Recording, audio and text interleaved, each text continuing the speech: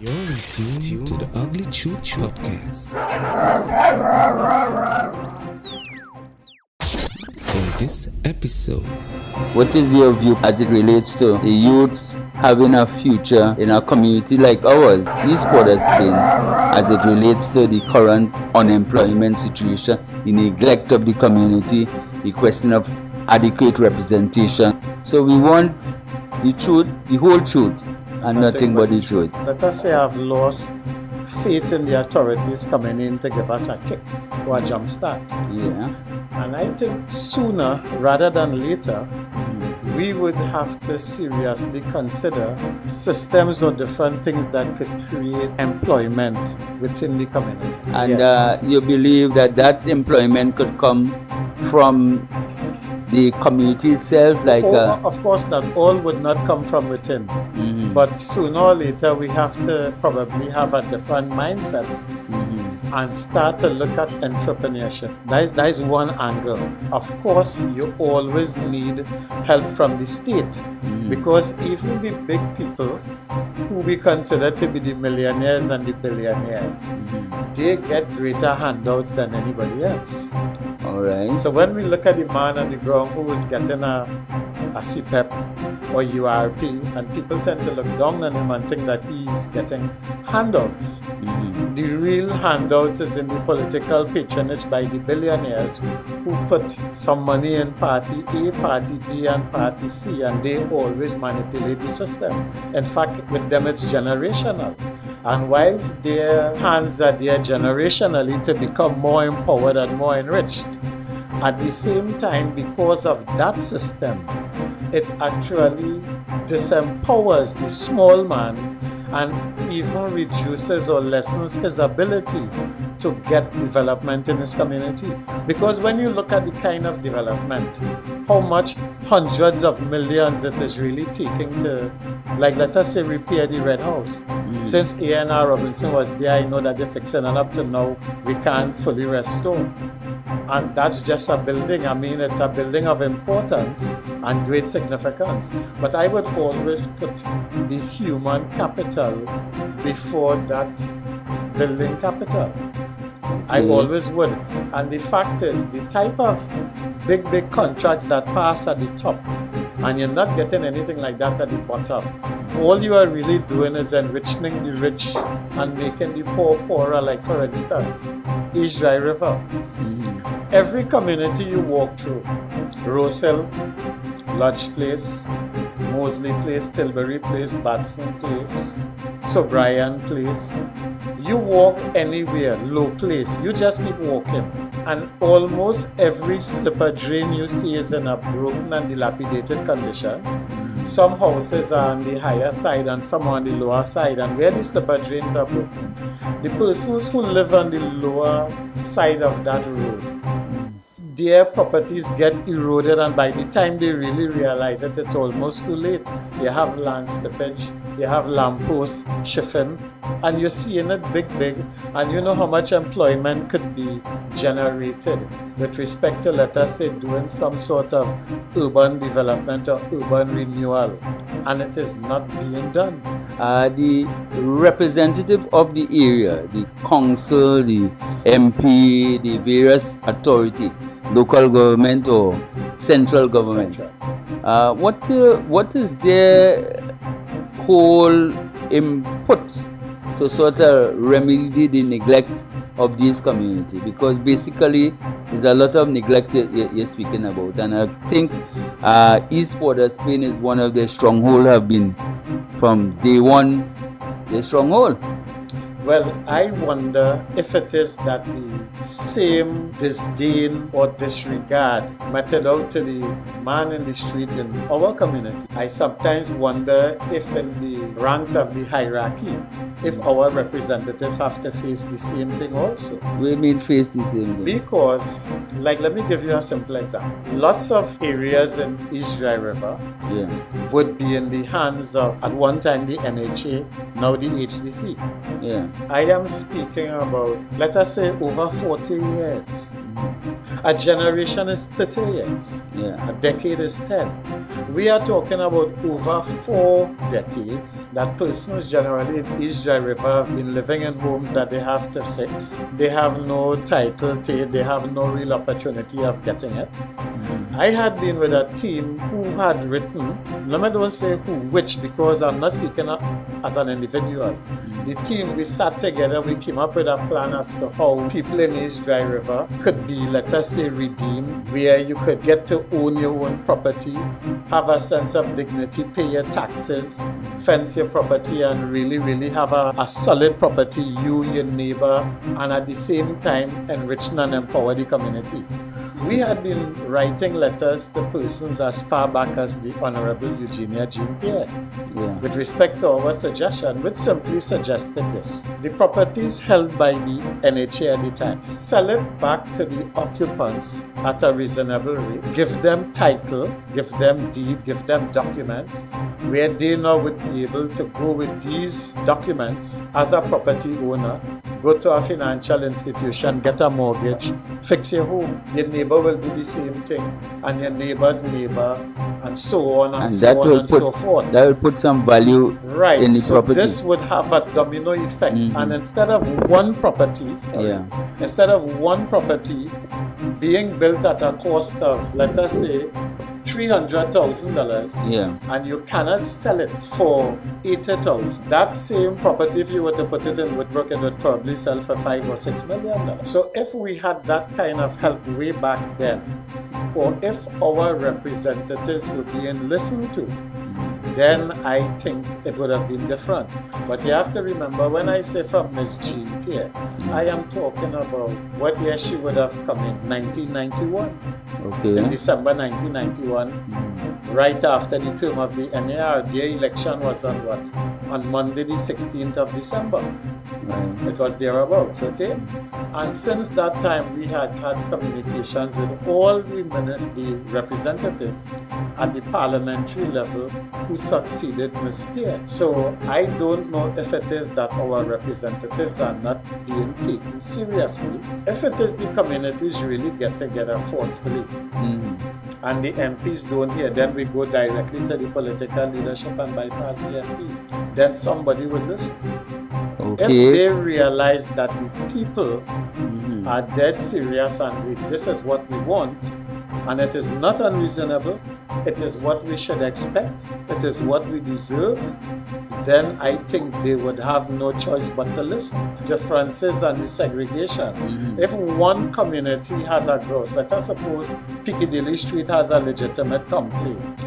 You don't see all the surrounding areas come in and support Piccadilly Street. There's a lot of neglect, there's a lot of disdain in the community. What is the solution? How we could solve it? I think if the people get together and make a serious change in representation, because we have been represented basically at one level.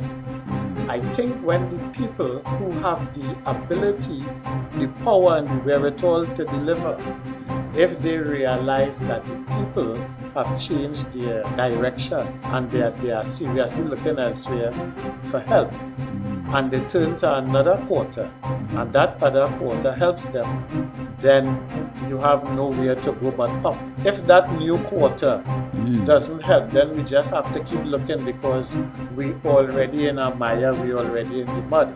And as they say, if you keep doing the same thing over and over and expect a different result, then your actions will be futile. They say it's madness, but it would be futile. You would get nowhere by doing the same thing over and over. You could change your political direction by having a say within the party that you support to get the representative you want, and not necessarily what they give you and tell you to work with it. Or you make a quantum leap and you deal with another party to do something. What do you think about unity within the community?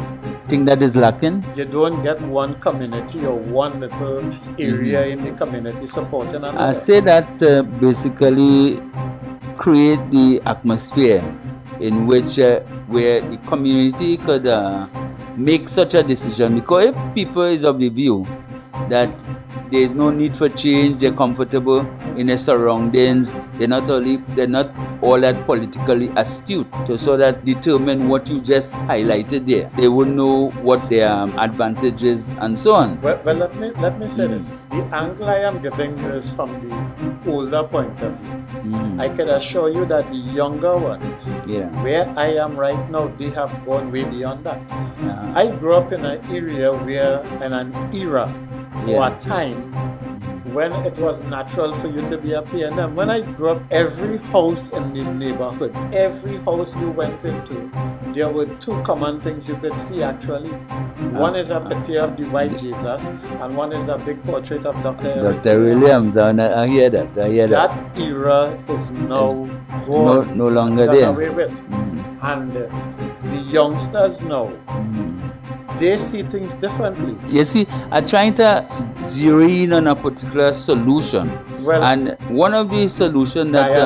Dialogue between the older ones and the younger ones. And I think that's what causing the generation gap, because there's not enough discourse between the older ones and the younger ones. The older ones already have a mindset, and a lot of the older ones, as far as they're concerned, they always see the younger generation, them young people, they're not easy. That generation are vipers, and we never try to understand them because we see them as fierce. So you're suggesting that the powers that be have dialogue with the population? Not only the powers that be, I am talking about the community itself. The community itself. Yes, but the issue basically is the representative basically trying to not making a decision to sort of change the dynamics of the community. You mean to have like a paradigm shift? That's right.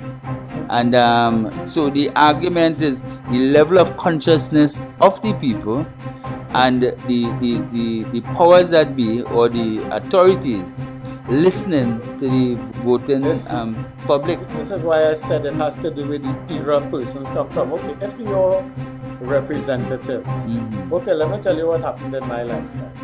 I got involved in the politics. I was asked to join a political party, and I was actually told this would enable me to empower my own community. And after a while, when you get in there and you get sucked in, your agenda actually changes and you don't even realize it. Most of the time, your agenda now is the agenda of the party or the organization, and not so much more of the community.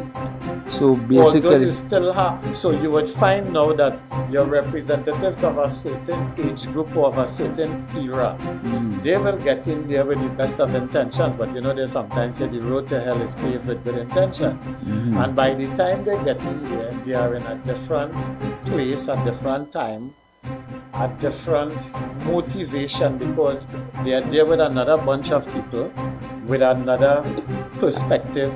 So whilst they might have been looking at it from the angle of the community, when you get in there, you no longer see it from the angle of the community. You see it from the angle of the administration. And because of that old allegiance, you would tend to sacrifice the community for the sake of the organization. Sooner or later, the young people especially, those 40 and below, they would need to form their own political organizations also. What about a lobbying group? Because that is part of it. That would be like... Well, everybody wouldn't have the luxury of forming a party. No, of course So basically, a lobbying group, we need to be sensitized of the importance of lobbying group, where we could lobby for our own empowerment and so on. Well, that is much more easier. Yes, but we already have that in place. In what way? You might see it that way, but let me tell you how I see it. Years ago, before the advent of what we call, or those young men that we call bad boys, before they came on the scene, the politician would come in to do some development in one particular area or whichever area. And when they come in, they tell the community, you know, we're going to do A, B, C, D, E. The community is fully in support of it and would protect it.